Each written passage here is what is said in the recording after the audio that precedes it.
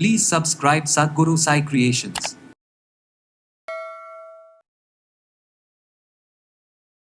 புற்றுநோய் தொடர்பான சந்தேகங்கள் கேள்விகள் நிறைய பேருக்கு இருக்குது. அதுவும் பார்த்தோம்னா இந்த புற்றுநோய் அப்படின்னு சொல்லக்கூடியது இந்த குடல் பகுதியில் வரக்கூடிய கேன்சர். இதை எப்படி நம்ம சரி செய்யலாம்? இந்த குடல் பகுதியில் இருக்கக்கூடிய இந்த புற்றுநோய் அப்படின்னு சொல்லும்போது இந்த டைஜஷன் ஆகிறதுக்கே நமக்கு ஒரு பெரிய சேலஞ்சிங்கான ஒரு விஷயமா அது மாறுது. தென் நம்ம மெடிசன்ஸ் கொடுத்தாலும் என்ன ஆகுதுன்னா சரியாக அப்சார்ப்ஷன் நடக்காமல் அதுலேருந்து மீண்டு வருவதற்கு ரொம்ப சிரமம் ஏற்படுற மாதிரி இருக்கும். யாருக்கெல்லாம் இந்த குடல் பகுதியில் புற்றுநோய் வர வாய்ப்புகள் இருக்குது அப்படின்னு பார்த்தோம்னா, இது சிம்டம்ஸ் இந்த மாதிரி இருந்தால் எப்போ நம்ம ரொம்ப கவனமாக இருந்து அதை சரி செய்கிறது அப்படின்றத நம்ம தெரிஞ்சுக்கலாம். இதில் சித்த மருந்துகள் எடுக்கும்போது எந்த அளவுக்கு நமக்கு இம்ப்ரூவ்மெண்ட் தெரியும், இல்லை முழுவதுமாக குணம் பெறுவதற்கு சித்த மருந்துகள் இருக்கா அப்படின்றதும் நம்ம தெரிஞ்சுக்கலாம்.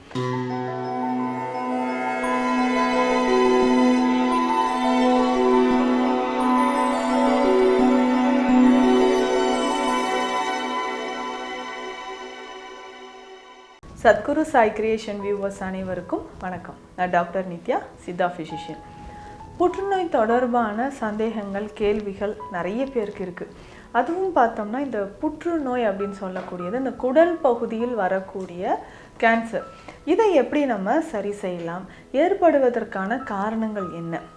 இது சிம்டம்ஸ் இந்த மாதிரி இருந்தால் எப்போ நம்ம ரொம்ப கவனமாக இருந்து அதை சரி செய்கிறது அப்படின்றத நம்ம தெரிஞ்சுக்கலாம். இதில் சித்த மருந்துகள் எடுக்கும்போது எந்த அளவுக்கு நமக்கு இம்ப்ரூவ்மெண்ட் தெரியும், இல்லை முழுவதுமாக குணம் பெறுவதற்கு சித்த மருந்துகள் இருக்கா அப்படின்றதும் நம்ம தெரிஞ்சுக்கலாம். குடல் பகுதியில் வரக்கூடிய புற்றுநோய், அதாவது உடலில் வேறு எந்த பகுதியில் இருந்தாலும் ஓகே, நம்ம மெடிசின்ஸை கொடுத்து அது நல்லாவே இம்ப்ரூவ்மெண்ட் கொண்டு வந்துடலாம். இந்த குடல் பகுதியில் இருக்கக்கூடிய இந்த புற்றுநோய் அப்படின்னு சொல்லும்போது இந்த டைஜஷன் ஆகிறதுக்கே நமக்கு ஒரு பெரிய சேலஞ்சிங்கான ஒரு விஷயமா அது மாறுது. சேலஞ்சிங்கான ஒரு விஷயம்னா சாப்பிடக்கூடிய உணவே செரிமானம் ஆகாத மாதிரி இருக்கும். தென் நம்ம மெடிசன்ஸ் கொடுத்தாலும் என்ன ஆகுதுன்னா சரியாக அப்சார்ப்ஷன் நடக்காமல் அதுலேருந்து மீண்டு வருவதற்கு ரொம்ப சிரமம் ஏற்படுற மாதிரி இருக்கும். யாருக்கெல்லாம் இந்த குடல் பகுதியில் புற்றுநோய் வர வாய்ப்புகள் இருக்குது அப்படின்னு பார்த்தோம்னா, ஆல்கஹால் ரொம்ப கன்சியூம் பண்ணுறவங்க, ஸ்மோக்கிங் பண்ணுறவங்க. ஸோ ஆல்கஹால் அதிகமாக எடுத்து ஸ்மோக் பண்ணுற நபர்கள் நிறைய பேருக்கு இந்த குடல் பகுதியில் புற்றுநோய் வருவதற்கு வாய்ப்புகள் இருக்குது. அதுக்கப்புறம் பார்த்தோம்னா நிறைய இந்த மாதிரி அலர்ஜி தரக்கூடிய விஷயங்கள், பெயின் கில்லர்ஸ் நிறைய சாப்பிட்றது, இல்லை ஏதாவது ஒரு ட்ரீட்மெண்ட் நம்ம தொடர்ந்து எடுத்து அதனோட சைடு எஃபெக்டாக கூட நமக்கு இருக்கலாம். இல்லை ரேடியேஷன் அதிகமாக நம்ம மேலே படுறதுனாலையோ, இல்லை உணவுகள் அப்படின்னு சொல்லும்போது அவுட் சைட் ஃபுட் நிறைய சாப்பிட்றது, ஃப்ரோசன் டயட் அப்படின்னு சொல்லுவோம், பதப்படுத்தப்பட்ட முக்கியமாக ரெட் மீட் நிறைய சாப்பிடக்கூடிய நபர்களுக்கு அடிக்கடி என்ன ஆகும்னா இந்த குடல் பகுதியில் வரக்கூடிய புற்றுநோய் நமக்கு வருது. இதில் முக்கியமாக பார்த்தோம்னா பெருங்குடல் பகுதியில் தான் நிறைய பேருக்கு புற்று செல்கள் வளருது அப்படின்னு சொல்லலாம். இது பார்த்தோம்னா ஆனோரெக்டல் கேன்சர் அப்படின்னு சொல்கிறோம். இதில் முக்கியமாக நம்மளுடைய ஆசனவாய் பகுதியில் நிறைய பேருக்கு இந்த கேன்சர் பிரச்சனை வருது. இதை தாண்டி பார்த்தோம்னா பெருங்குடல் அப்படின்னு சொல்லக்கூடிய ரெக்டத்துலேயும் நமக்கு என்ன ஆகுதுன்னா நிறைய பேருக்கு இந்த கேன்சர் செல்கள் டெவலப் ஆகுது. இதுக்கு ஒரு முக்கியமான ரீசன், 2 முக்கியமான ரீசன் என்ன அப்படின்னு பார்த்தோம்னா, ஒன்று கான்ஸ்டிபேஷன், நீண்ட நாட்களாக இருக்கக்கூடிய மலச்சிக்கல் தொந்தரவு. இந்த கான்ஸ்டிபேஷன் இருந்ததுன்னா என்ன ஆகுதுன்னா நாளடைவில் நமக்கு கேன்சர் வர்றதுக்கு வாய்ப்புகள் இருக்குது.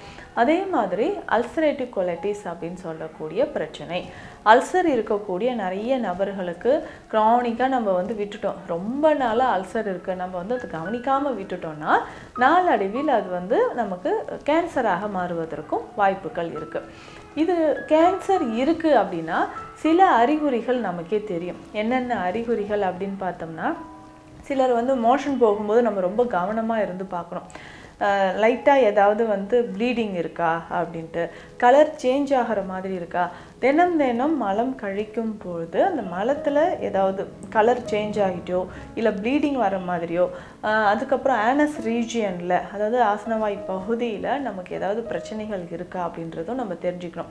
அதாவது லைட்டாக ப்ளீடிங் இருக்கிறது, இல்லை ஏதாவது க்ரோத் மாதிரி தெரியறது, அடிக்கடி நமக்கு மலம் கழிக்கணுன்ற ஒரு எண்ணமோ, இல்லை லூஸ் மோஷன் அதிகமாக வருதா, இது எல்லாமே இந்த சிம்டம்ஸ் எல்லாமே தெரியுதா அப்படின்றது நம்ம ரொம்ப கவனமாக கண்காணிச்சுக்கிட்டே வரணும். ஸோ அந்த மாதிரி இருக்கும்போது உடனடியாக நமக்கு என்ன பிரச்சனைனால இந்த ஆசனவாய் பகுதியிலையோ இல்லை மலம் கழிக்கும் போது இந்த பிரச்சனை வருதுன்றதையும் நம்ம தெரிஞ்சுக்கணும். இதை தாண்டி வந்து பார்த்தோம்னா சில அறிகுறிகள் வெயிட் லாஸ் ஆகிட்டே இருக்கும்.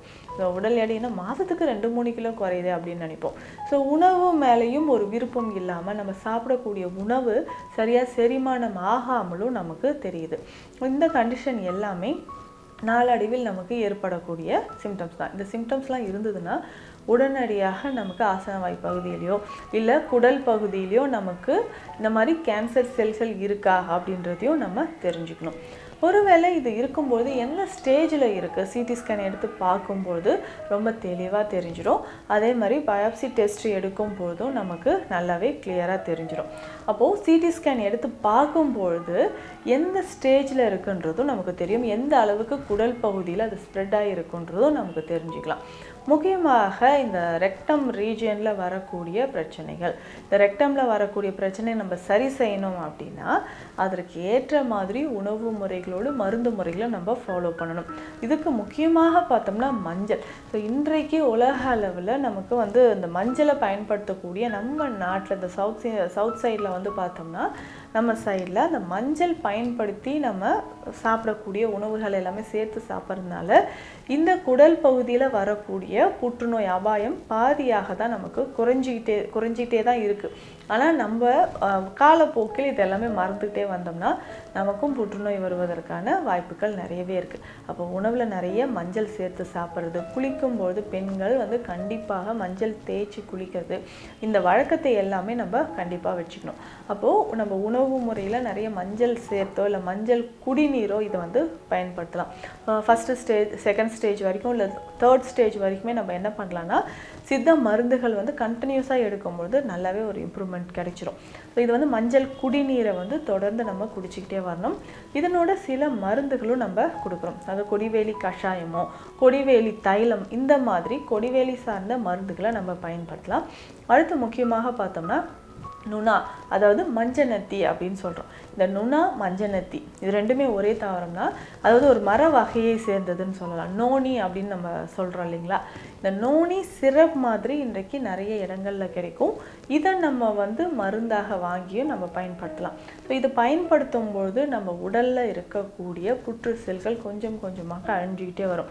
ஸோ இந்த கேன்சர் இருக்கக்கூடிய நபர்களுக்கு சரியாக டைஜஷன் ஆகாமல் இருக்குது. ஸோ அந்த சமயத்தில் என்ன பண்ணுறோன்னா அந்த டைஜஷன் வந்து அதிகமாகிறதுக்கும் செல்கள் வந்து நார்மல் ரேஞ்சுக்கு வர்றதுக்கும் நமக்கு இது பயன்படுது. இந்த நோனி சிரப் வந்து பயன்படுத்தலாம். அதே மாதிரி தான் முள் சீத்தா.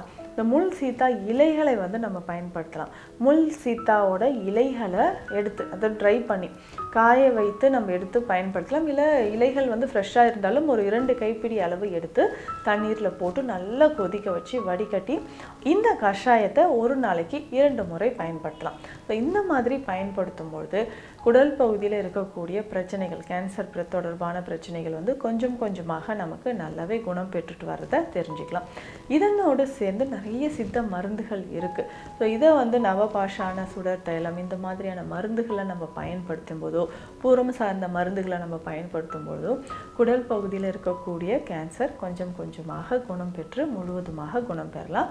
இதனோடு நம்ம சாப்பிடக்கூடிய உணவில் அதிகமான கால்சியம் இருக்கிற மாதிரியோ புரோட்டீன் இருக்கிற மாதிரி உணவுகளும் கீரைகள் மற்றும் பழங்கள், ஃப்ரூட்ஸ் வந்து ரொம்ப ரொம்ப important. Vitamin C, citric acids இருக்கக்கூடிய ஃப்ரூட்ஸ்.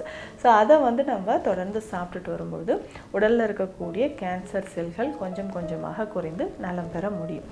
இந்த பதிவு உங்களுக்கு பயனுள்ளதாக இருக்கும்னு நம்புகிறேன். மீண்டும் அடுத்த பதிவில் சந்திக்கலாம். நன்றி.